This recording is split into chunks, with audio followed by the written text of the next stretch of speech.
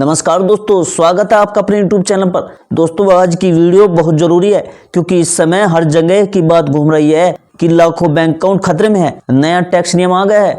अब bank account में ज्यादा लेन देन किया तो अकाउंट बंद हो जाएगा। कोई कह रहा है कि पैसा जब्त हो जाएगा, कोई कह रहा है कि हर ट्रांजैक्शन पर टैक्स लगेगा। ऐसे में आम आदमी घबरा जाता है क्योंकि बैंक अकाउंट हर इंसान की जिंदगी का सबसे जरूरी हिस्सा बन चुका है। सैलरी, पेंशन, बिजनेस, खेती, बच्चों की फीस, इलाज, सब कुछ बैंक से जुड़ा हुआ है। इसलिए आज की इस वीडियो में हम बिना डर फैलाए बहुत आसान भाषा में पूरा सच समझेंगे। सबसे पहले एक बात साफ कर लेते हैं, सरकार, बैंक या टैक्स विभाग का मकसद आम आदमी को परेशान करना नहीं है। अगर ऐसा होता तो देश का बैंकिंग सिस्टम चल ही नहीं पाता। नियम उन लोगों के लिए सख्त किए जाते हैं जो गलत तरीके से पैसा छुपाते हैं, टैक्स नहीं देते या सिस्टम का गलत फायदा उठाते हैं, और जो लोग ईमानदारी से काम करते हैं उनके लिए नियम सुरक्षा बनते हैं, खतरा नहीं बनते। दोस्तों अब समझते हैं कि लाखों बैंक अकाउंट खतरे में यह लाइन क्यों चल रही है। असल में खतरे में बैंक अकाउंट नहीं है, बल्कि खतरे में वे लोग हैं जो बैंक अकाउंट का इस्तेमाल गलत तरीके से कर रहे हैं। जैसे बहुत ज्यादा नगद पैसा जमा करना और उसकी कोई जानकारी न देना, कम आमदनी दिखाकर बैंक में बहुत ज्यादा पैसा घुमाना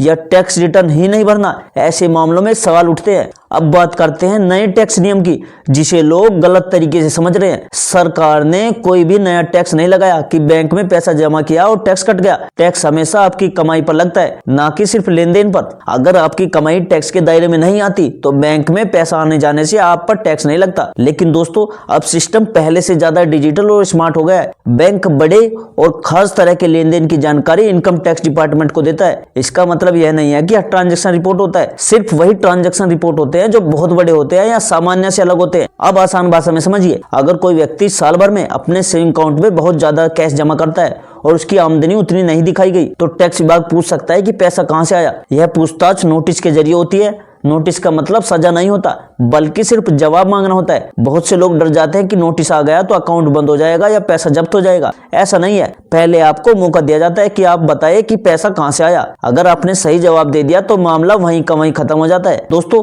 अब एक बहुत जरूरी बात समझिए, अगर आप नौकरी करते हो, सैलरी लेते हो या छोटे मोटे काम करते हो और उसी हिसाब से बैंक में लेन देन करते हो तो आपको डरने की बिल्कुल भी जरूरत नहीं है। सैलरी आना, खर्चे के लिए पैसे निकालना, यूपीआई से पेमेंट करना, बच्चों की फीस भरना, इलाज का खर्च देना, ये सब नॉर्मल लेन देन है। डर तब होता है जब बैंक अकाउंट में लेन देन और आपकी दिखाई गई आमदनी में बड़ा फर्क होता है। उदाहरण के लिए कोई व्यक्ति कहता है कि उसकी सालाना आमदनी 3 लाख रुपए है, लेकिन उसके बैंक अकाउंट में 20 से 25 लाख रुपए घूम रहे हैं। तब सिस्टम सवाल करता है। अब लोग पूछते हैं कि क्या यूपीआई पर टैक्स लगेगा। दोस्तों साफ शब्दों में समझ लीजिए, यूपीआई पर कोई अलग टैक्स नहीं है। यूपीआई सिर्फ पैसा भेजने का तरीका है। टैक्स इस बात पर लगता है कि पैसा आपकी कमाई का है या नहीं और आपने उसे टैक्स में दिखाया या नहीं। अगर आपकी कमाई सही है और रिटर्न में दिखाई गई है तो यूपीआई से लाखों रुपए का लेन देन भी सुरक्षित है। अब बात कर लेते हैं नगद लेन देन की, क्योंकि सबसे ज्यादा परेशानी वही होती है। सरकार और बैंक नगद लेन देन को इसलिए देखते हैं क्योंकि नगद में पैसा छुपाना आसान होता है। अगर कोई व्यक्ति बार बार बड़ी रकम नगद में जमा करता है तो बैंक उसे रिपोर्ट करता है। इसका मतलब यह नहीं है कि बैंक दुश्मन बन गया, बल्कि यह नियम का हिस्सा होता है। दोस्तों अब एक और डर की बात सुनने को मिल रही है आजकल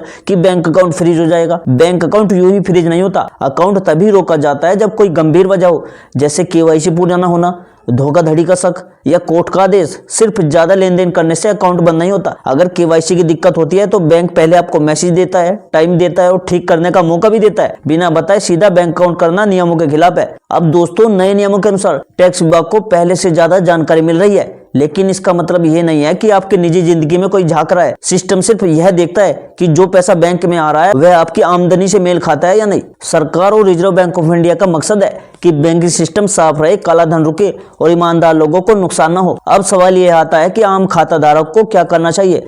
जवाब बहुत आसान है। देखो, सबसे पहले जितनी कमाई है उतनी सही जानकारी रखे।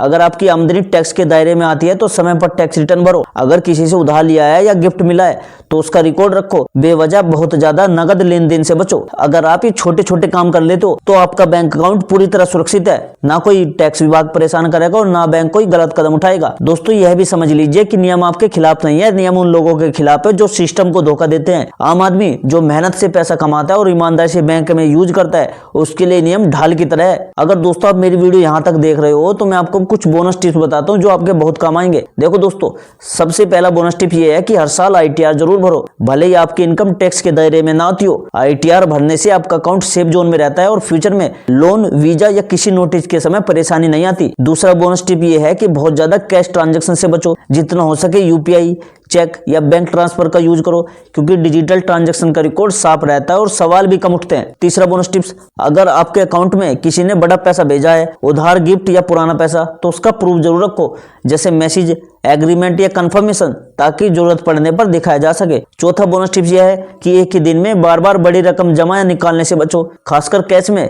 सिस्टम ऐसे ट्रांजैक्शन को जल्दी पकड़ता है और अननेसेसरी अटेंशन जाता है। पांचवा बोनस टिप यह है कि अपनी केवाईसी हमेशा अपडेट रखो। आधार कार्ड, पैन कार्ड और मोबाइल नंबर बैंक में लिंक होना बहुत जरूरी है, क्योंकि केवाईसी अधूरी होने पर अकाउंट फ्रीज हो सकता है। अगर कभी भी इनकम टैक्स का नोटिस आपके घर पर आता है तो घबराओ नहीं, नोटिस का मतलब सजा नहीं होता, बल्कि सिर्फ जवाब मांगा जाता है। सही जानकारी देने पर मामला वहीं खत्म हो जाता है। आखिरी बोनस टिप्स ये है कि दोस्तों, अपने खाते में आने जाने वाले पैसे का खुद भी हिसाब रखो। हर महीने बैंक स्टेटमेंट जरूर देखो, ताकि कोई गलत या गलत चार्ज तुरंत पकड़ में आ जाए। एक बात को ध्यान रखना दोस्तों, फर्जी यूट्यूब वीडियो, व्हाट्सएप मैसेज से बचो, जो डर फैलाता है कि अकाउंट बंद हो जाएगा, पैसा जब्त होगा। भरोसा सिर्फ ऑफिशियल रूल्स पर और सही जानकारी पर करो। अगर आप बिजनेस करते हो या फ्रीलांसिंग करते हो तो पर्सनल और बिजनेस अकाउंट अलग रखो, इससे टैक्स और बैंक दोनों में क्लियरिटी रहते हैं। अगर दोस्तों आपको ये वीडियो समझ में आई हो तो इसे लाइक जरूर करिए और चैनल को सब्सक्राइब करो दोस्तों, और इस वीडियो को अपने परिवार और दोस्तों के साथ भी शेयर करो, ताकि वे भी नियमों को जान सके, क्योंकि दोस्तों जब सही जानकारी फैलती है तो गलत डर अपने आप खत्म हो जाता है। तो दोस्तों, मिलते हैं हम अगली वीडियो में एक नई जानकारी, एक नए अपडेट के साथ। तब तक के लिए जय हिंद,